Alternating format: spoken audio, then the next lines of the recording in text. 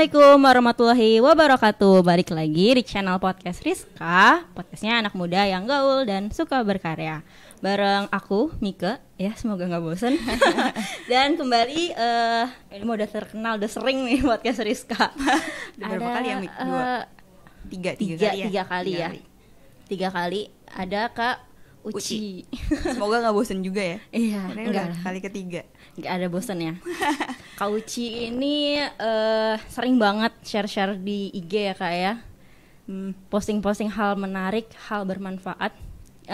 Temen-temen pokoknya harus follow deh kayaknya. Mudah-mudahan bermanfaat. Uci Nara UCHY Nara gitu. Nah, hari ini pun kita akan bahas yang bermanfaat, yaitu soal drakor. Ini yang cowok-cowok langsung pergi. Tidak mau bahas drakor. Enggak, tapi ini justru cowok harusnya nonton drakor yang ini sih menurut aku. Aduh, ini harus banget. Ini tuh drama terbaik Baeksang tahun 2020, tahun lalu. Terus kalau misalkan drama Baeksang tuh biasanya ini Kak pasti bagus gitu.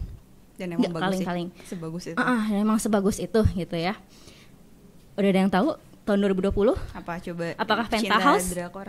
Wow. Apakah Crash Landing on You? Enggak. Bukan. Ada Hot Stuff Flick. Nah, jadi kayak ini jarang sih di Indonesia, jarang yang tahu ya. Justru aku juga kalau Mika nggak posting aku nggak tahu. Makanya sempet nonton tuh mau nonton tuh maju mundur kan. Dan tanya dulu ke Mik, bagus nggak? Bagus. Ya udah deh. Dan emang sebagus itu gitu. Ya. Dan kalau kata temanku, ini tuh emang secara skripnya tuh oke. Dan dia tuh pas aku nonton pun kayak awal-awal episode 1 kan, kok lanjut nggak ya gitu kan kayak episode kedua, ketiga parah seru banget. Seru banget sih. Kak Uci sendiri kesannya gimana nih nonton itu?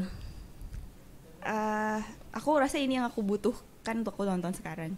Jadi kayak 1 bulan terakhir itu aku lagi lumayan drop lah, butuh inspirasi gitu.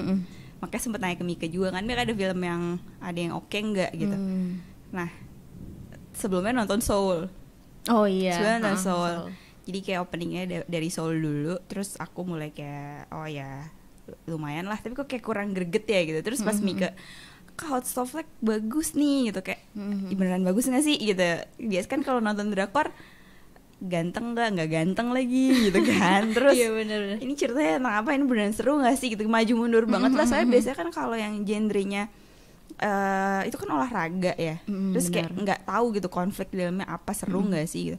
Kayak bener kata Mika gitu, pas aku nonton episode pertama, kedua aku ngerasa justru Allah lagi pengen bilang itu ke aku. Aku lagi disuruh nonton film itu karena abis nonton film itu aku justru ngerasa terboosting. Makanya Ustadz Hanan tuh sering bilang ya, jangan bosen ya kalau gue ngomongin Ustadz Hanan terus, karena gue memang fans beratnya beliau gitu. Makanya Ustadz Hanan bilang nggak semua main itu buruk. Maksudnya kita nggak boleh terlalu skeptis kayak drakor, nonton film maksiat, banyakan mudorotnya, yang gimana dulu gitu. Kita kan juga bisa milih-milih yang tattoo film, tattoo musik yang sifatnya fun. Kalau kata Ustadz Hanan tuh nggak melulu sesuatu yang fun itu buruk kok gitu. Kayak dia bilang makanya imbangin juga sama baca Al-Quran dan segala macam. Itu benar gitu. Karena kalau teman-teman nonton ini dramanya dikit banget, tapi insight-nya tuh banyak banget. Cuma ya tergantung ya orang ngelihatnya dari sisi mana. Kalau aku sih pas nonton aku ngerasa belajar banget. Apalagi buat cowok-cowok yang memang mau belajar tentang leadership, terus ngerasain konflik di kantor, terus belum lagi konflik pribadi, personal di keluarga ada, gimana cara manage-nya biar nggak cross bias kemana-mana. Di film ini tuh dapat banget. Nggak dicinta-cintaannya sih malah sama sekali. Tipis banget. Terus, dan kayak nggak ngerusak aja gitu, kayak ya udah gitu. Jadi apa ya, cerita si peran utamanya aja gitu kan ya, nggak terlalu drama. Dan emang kalau lihat sinopsisnya mungkin orang bakal kayak, jadi ini tentang grup bisbol, ceritain bisbol yang namanya Dream, dan itu tuh hampir bubar gitu kan, udah karena emang kalah terus gitu. Nah tapi tiba-tiba tuh datang manajer baru yang ini tuh manajer nggak pernah tahu bisbol, nggak pernah main bisbol, tiba-tiba jadi manajer gitu. Itu sih yang paling menarik ya kayak. Kalau ininya apa ya, karakter favorit Kak Uci tuh siapa di situ? Mr. Big. Mr. Big pastinya Mr. Big lah. Mr. Big sih yang sebenarnya semua, nah serunya dari drama ini tuh semua karakter sebenarnya favorit gitu. Setuju banget. Ini kan banyak banget, ya wajar sih menang Baeksan. Ini karakternya banyak banget, jadi teman-teman tuh dari drama ini bisa ngeliat sebenarnya teman-teman lebih cenderung ke karakter yang mana. Peran kita dalam tim gitu ya. Dalam tim, dalam pekerjaan, silahkan teman-teman sesuaikan lah. Dalam organisasi, peran di rumah, karena ada Mr. Big sama adiknya, kakak adik. Nah, ya silakan teman-teman pilih sendiri lah gitu. Ada yang perannya sebagai karyawan, dari bawahannya si Lee Sung Yo, Jae-hee. Iya, si Jae-hee itu kan karyawan. Bagaimana kita memposisikan diri sebagai karyawan gitu, sebagai pelatih, itu tuh semuanya ada. Jadi tinggal teman-teman ngerasa teman-teman peran teman-teman tuh di bagian mana, nah bisa belajar dari situ sih. Aku jadi kayak kalau favorit mana sebenarnya semuanya favorit gitu. Cuma aku pribadi lebih ngerasa relate-nya sama Mr. Big. Emang semua karakter tuh yang tadinya kita pikir jahat gitu tiba-tiba jadi baik gitu ya di akhir. Dan benar-benar ngetopang si timnya ini gitu ya. Iya, kayak dari drama itu kita belajar kalau kita mau ngelihat memang ada orang yang benar-benar sejahat itu dalam tanda kutip ya. Nggak kelihatan sisi baiknya meskipun ada sisi baiknya. Nah, tapi di film itu pun orang yang paling jahat sekalipun tetap termention sisi baiknya. Si manajer pencari bakat yang sampai akhirnya tetap didepak dan gak balik lagi. Bener. Kan tuh sempat dimention juga dia punya sisi baik kan. Cuma ya di situ kita belajar ada kesalahan yang fatal banget yang bikin lo emang nggak bisa balik lagi ke tim. Gitu sih. Aku ya itu seru. Pas itu ada dua kan ya, ada yang emang kesalahannya fatal, satu lagi yang kesalahannya dianggap nggak terlalu fatal gitu. Tapi dia masih punya bakat dan ternyata dia lebih tulus gitu. Si yang akhirnya naik jadi manajer kan dia. Itu sih, dan semua orang tuh selalu punya good side, bad side gitu. Serunya dari film itu kita belajar, kita jadi ya mudah-mudahan kalau teman-teman juga sepakat ya, setelah nonton film itu mudah-mudahan kita jadi nggak terburu-buru ngejudge seseorang. Terus semoga kita juga bisa paham karakter orang gitu. Nggak semua orang yang jadi pemimpin itu manut dan diem kayak kepala pelatih. Ya teman-teman harus nonton nih, kalau nggak roaming nanti roaming nih sama obrolan kita. Tapi mudah-mudahan teman-teman bisa kebayang ya Mik dari cerita kita gitu. Jadi ada kepala pelatih dari tim baseball itu, dia leader juga, cuma kan dia pendiam. Tapi ada juga yang karakternya kayak si Mr. Big ini gitu. Yang lebih apa ya, vokal gitu ya, lebih vokal. Benar. Kalau kata Mr. Big yang aku suka, jangan mudah percaya sama orang gitu ya. Tapi jangan mudah untuk curiga ke orang karena itu sama nggak baiknya gitu kan. Iya. Gitu. Jadi emang harus ya seuzon, jangan seuzon lah pokoknya. Tapi jangan mudah percaya banget gitu ya. Harus cross check ya. Kalau aku kata-kata Mr. Big itu banyak quotes ya Mik. Banyak banget. Kalau aku suka dari Mr. Big itu pas dia bilang jangan pernah nurunin standar lo. Jangan pernah nurunin standar lo buat ngikutin orang lain. Benar-benar. Itu pas dia lagi ngobrol, aduh aku lupa deh kayak sama pelatih atau sama si Mr. Kwon gitu. Pokoknya dia bilang jangan kenapa jadi standar lo yang harus berubah buat orang lain. Itu sih. Kalau dibahas quote ntar banyak nih yang keluar. Banyak quotes. Harus nonton. Berapa episode ya Mik itu? 16 episode. 16 atau 18? 16 sih. 16 ya. Karena nggak 20 akhirnya aku tonton aja gitu. Maksudnya kalau 16 tuh masih oke ya. Oke lah, kalau 20 kadang panjang banget ya rasanya. Dan seru. Balik lagi ke Mr. Big, Kak. Sebenarnya aku tuh pas nonton tuh kayak mikir kan, ini sebenarnya orang yang spesialis apa generalis sih? Itu kan soalnya ya dia manajer gitu kan, selalu jadi manajer. Tapi anehnya itu adalah kok dia bisa ya pindah-pindah dari yang tadi grup gulat, jadi grup olahraga dia pindah tuh dari grup gulat manajer, terus abis itu grup lempar bola tangan, terus terakhir ke bisbol. Kan sebenarnya menurut aku itu aneh ya. Iya nggak sih Kak? Makanya orang-orang juga pada nggak percaya kan sama Mr. Beiko tuh megang tim baseball ya. Sebenarnya kalau misalkan kita belajar dari situ, ada generalis, ada spesialis.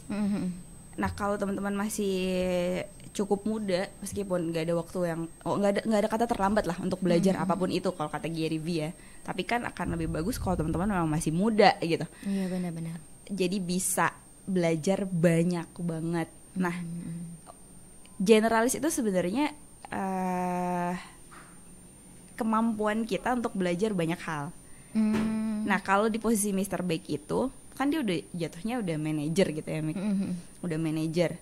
Yang bikin orang-orang sanksi dia bisa megang tim baseball dan di-mention terus adalah karena dia bukan pemain baseball. Sebelumnya malah dari lempar tangan gitu kan. Tapi dia memang punya riwayat menang gitu. Tiap tim yang dia pegang pasti menang. Nah, ini juga sering banget terjadi di kita nih. Maksudnya, lu ngomongin bisnis, emang lu udah pernah bikin bisnis apa? Oh iya benar, seringnya. Ya kan?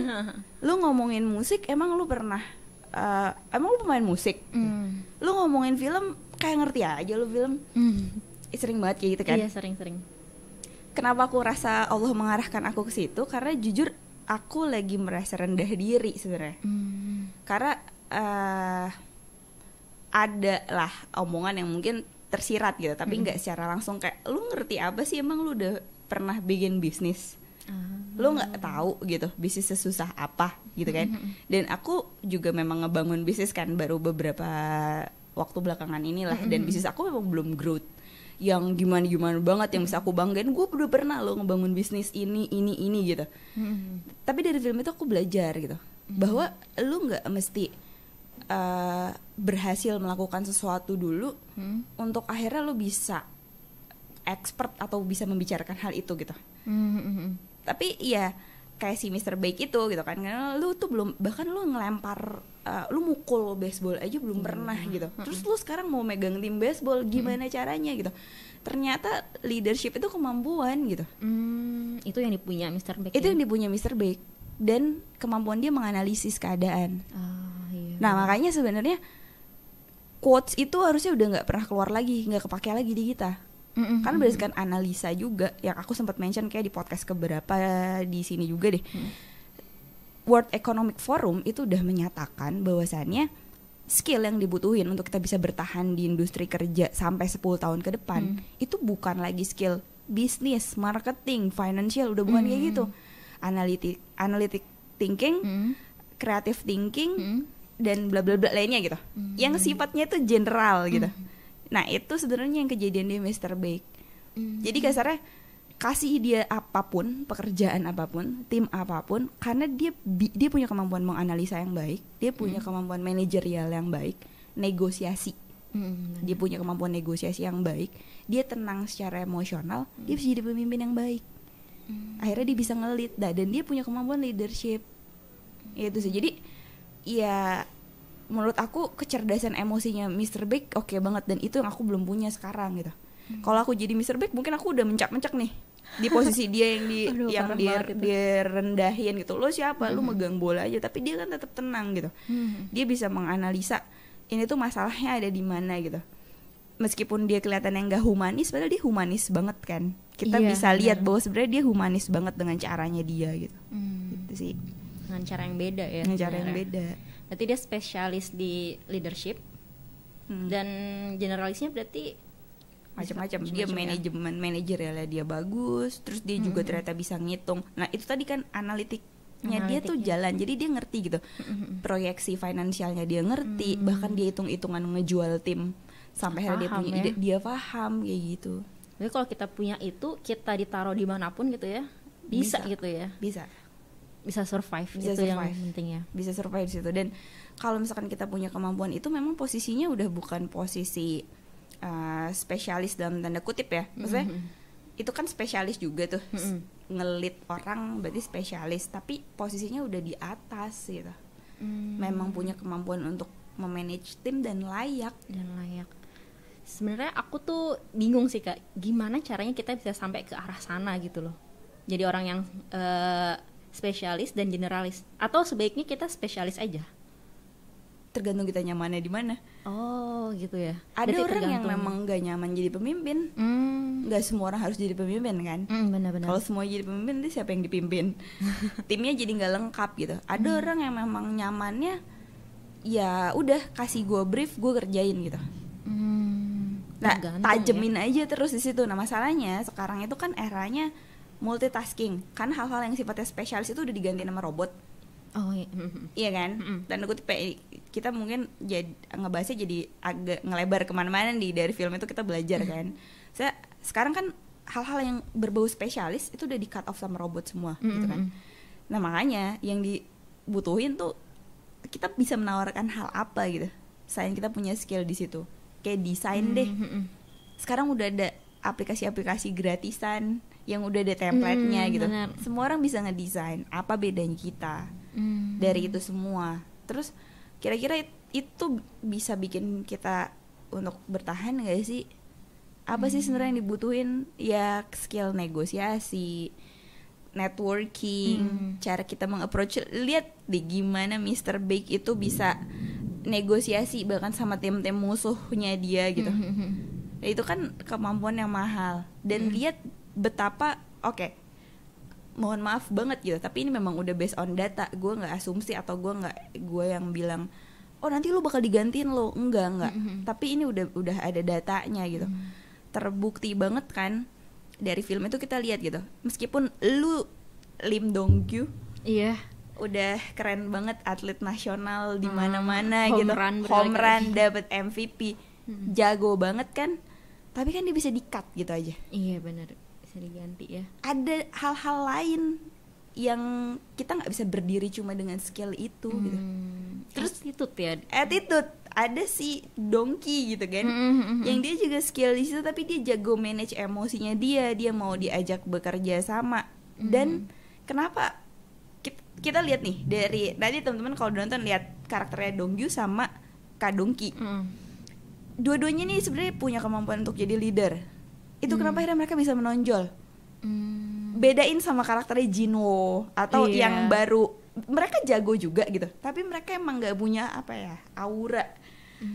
Beda ya, aura leadershipnya tuh nggak. Padahal Dongki kan sebenarnya nggak banyak omongnya, dia juga nggak yang ayo ngajak gini-gini, tapi karakternya dia tuh punya energi untuk menggerakkan orang gitu. Gitu. Itu gimana cara belajarnya atau born to be leader? Ada orang yang memang born to be leader, ada orang yang bisa belajar sih. Kalau mau belajar gitu, kalau mau belajar nggak ada yang nggak bisa kan. Jadi kayak ya balik lagi, kalau kita nyaman di situ pasti akan secara nggak langsung kita terarah ke situ gitu. Tanpa perlu kita mati-matian, oh gue mau belajar, gue maunya ada di situ gitu. Enggak, jadi kayak cari tahu siapa diri kita aja dulu. Lihat deh kita nyamannya di mana. Jadi kalau umur 20-an gitu ya Kak, baiknya berarti ngenalin diri dulu kali ya. Iya, balik lagi sebenarnya itu konsepnya. Iya.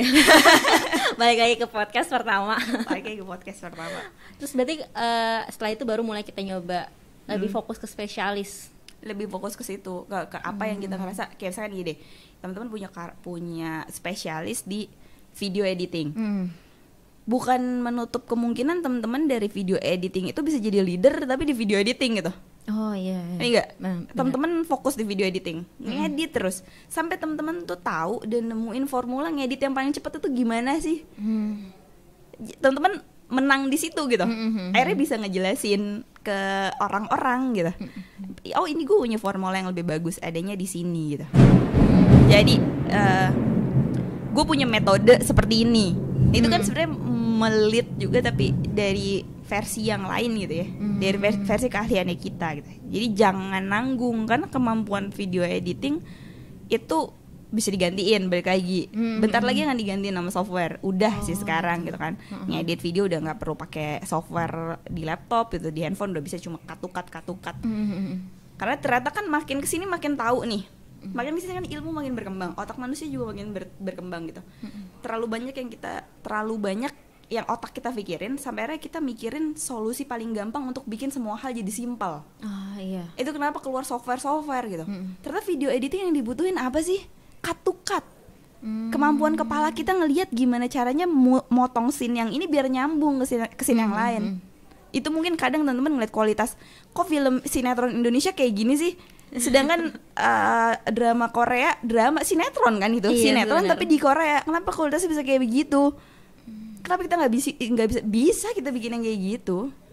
Sesimpel cut to cut. Nah balik lagi ya, kalau ngomongin soal itu beda lah. Tapi ini maksud aku gitu, bayang ya. Jadi banyak hal yang sebenarnya bisa disimplify dan memang itu tugasnya. Nah tapi ketika kita paham, kita bisa menjelaskan maksudnya gitu. Apa sih yang software itu nggak punya? Kemampuan kita untuk memahami dan menggunakannya itu gimana sih? Gitu. Saya takut tergantikan ya sebagai desainer. Sekarang tuh kan orang kalau misalnya punya bisnis baru gitu kan pasti pakainya sudah terbiasa Canva gitu kan. Berarti upgrade skillnya itu tadi ya kayak harus memperdalam. Iya. Perlu ini ya mulai generalis gitu Kak. Kayak misalnya desain gitu ya. Atau tadi video generalisnya itu gimana Kak? Perlu nggak sih? Generalis sebenarnya kan generalis itu maksudnya kita punya aneka ragam keahlian yang lain ya. Jalanin aja apapun yang teman-teman suka. Kalau aku berangkatnya tuh dari kepentok dan keadaan. Jadi mau nggak mau harus bisa semuanya. Mau nggak mau. Iya, alhamdulillahnya. Tapi ternyata sebenarnya itu bekal yang Allah kasih karena itu yang dibutuhin sekarang gitu. Jadi intinya kalau mau bertahan 10 tahun lagi dan balik lagi ini udah based on data. Kalau teman-teman ngerasa teman-teman sekarang punya skill di desain, punya skill di finance, misalkan accounting segala macam, please teman-teman mesti belajar cara bernegosiasi. Teman-teman harus belajar caranya presentasi. Teman-teman harus lebih ngasah bakat teman-teman lagi untuk kemampuan menganalisa. Finance, accounting, auditor. Kenapa sampai dipecah jadi 3? Finance, accounting, auditor. Iya. Gajinya yang paling mahal siapa? Editor. Auditor. Iya. Kenapa? Karena dia nganalisa. Karena analisa itu ya. Iya. Nah masalahnya sekarang mengerikan ya, finance, accounting, software udah dibikin semua. Kecuali kalau auditor harus manusia. Sekarang gitu. Sekarang teman-teman UMKM udah bisa pakai aplikasi kasir yang udah bisa tarik data reporting. Kebayang nggak kalau setiap manusia nih ngasah kemampuan analisanya, dia bisa nganalisa sendiri. Gimana caranya Kak? Jadi belajar analisa. Iya, podcast sebelumnya. Balik lagi, itu episode yang keberapa? Podcast sebelum ini deh. Podcast sebelum ini yang aku ngomongin.